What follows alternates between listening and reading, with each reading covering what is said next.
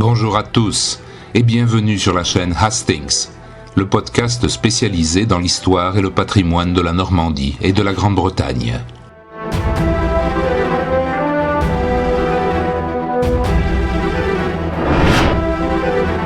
Dans cet épisode, je vais vous emmener à Caen, dans le Calvados, dans un lieu étrange que bien peu de gens fréquentent ou même connaissent, le cimetière dormant protestant. Il se situe rue du Magasin à Poudre, juste à côté du campus numéro 1 de l'université. Délabré, envahi de lierre et d'herbes folles, il est minuscule. Quand on y pénètre, on y ressent des sentiments nuancés, parfois paradoxaux, selon l'humeur ou la saison, allant de la rêverie romantique à une certaine oppression. Dissimulé dans un bouquet rafraîchissant de grands arbres qui offrent un ombrage complice, coincé entre une rue où vrombissent les voitures et des bâtiments modernes à l'architecture impersonnelle, il garde bien ses secrets. Là, une très modeste sépulture dégradée, que l'on ne découvre que par hasard, surmontée d'une croix brisée par des vandales, porte le nom de Thomas James Young, un Anglais. Thomas James Young. Qui est-ce? Un modeste inconnu? Mais non, au contraire, c'est un héros militaire célèbre de l'époque victorienne, aujourd'hui oublié dans ce carré de terre normande.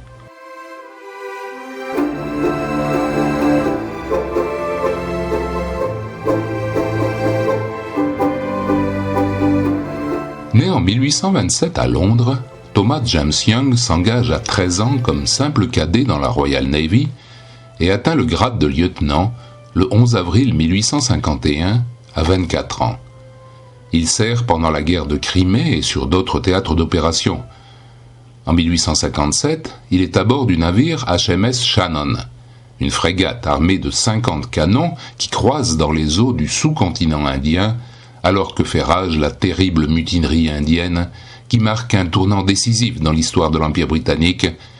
La ville de Lucknow, l'actuelle capitale de l'Uttar Pradesh, qui fut fondée au XVIIIe siècle, était la capitale de l'État d'Oudh, et son rattachement à l'Inde anglaise suscita une révolte sanglante de grande ampleur.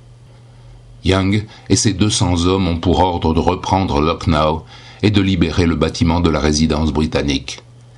Ils mettent pied à terre et s'enfoncent en colonne dans des territoires hostiles. L'expédition est interminable. Le 16 novembre, dans cette ville dangereuse, en ébullition, où tous les esprits sont échauffés, des combats violents se déclenchent.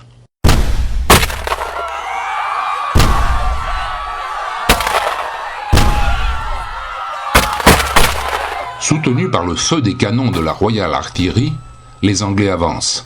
Près de 2000 mutins sont tués.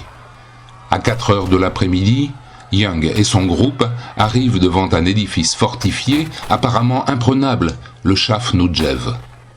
L'affrontement est plus brutal que jamais. Les hommes de Young tombent les uns après les autres sous le feu nourri des insurgés. Bientôt, Thomas reste seul, uniquement accompagné d'un fidèle marin, William Hall. Ils ne se découragent pas, ils tiennent la position, coûte que coûte. Les deux combattants frôlent la mort à 100 reprises. Pendant ce temps, le sergent John Peyton, du 93e Highlanders, trouve une faille, s'y engouffre et fait tomber la forteresse. Le lendemain, le 17 novembre 1857, la résidence britannique, qui avait été défendue de l'intérieur avec vaillance par Sir James Outram, est libérée.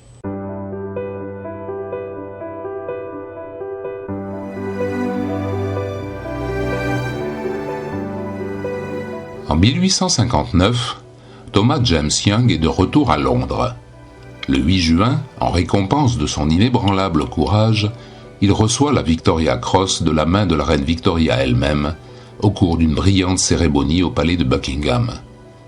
John Peyton et William Hall sont eux aussi honorés par la souveraine. Le 23 juin, Thomas est promu au rang de commandant. Puis d'autres aventures ont suivi. Nommé commandant des gardes-côtes dans le Devon, il épouse Louisa Mary Boyle l'année suivante, puis monte encore en grade et devient capitaine en 1866, à 39 ans. C'est alors, étrangement, que l'on perd sa trace.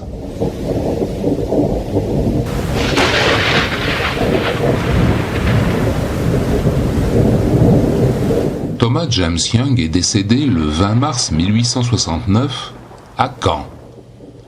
Que faisait-il là ? Personne ne le sait. Certes, dans cette seconde partie du XIXe siècle, une importante communauté britannique vivait à Caen, mais cela n'explique pas pourquoi Young s'y trouvait, ni pourquoi il est mort si jeune, à 42 ans. Certains ont affirmé qu'il était venu en Normandie tout simplement en villégiature. D'autres ont dit qu'il était tombé malade et qu'il séjournait à Caen pour se soigner. Il semble que ce ne soit que des spéculations. La réponse se trouvait peut-être dans les archives de la ville, hélas détruite lors des bombardements du 7 juillet 1944. L'énigme demeure donc aujourd'hui entière. En mars 2019, la Victoria Cross Society, dont le siège est à Uppingham, dans le petit comté anglais du Rutland, lança un appel de fonds auprès de ses membres afin de rendre à la tombe de l'intrépide guerrier d'antan un minimum de décence.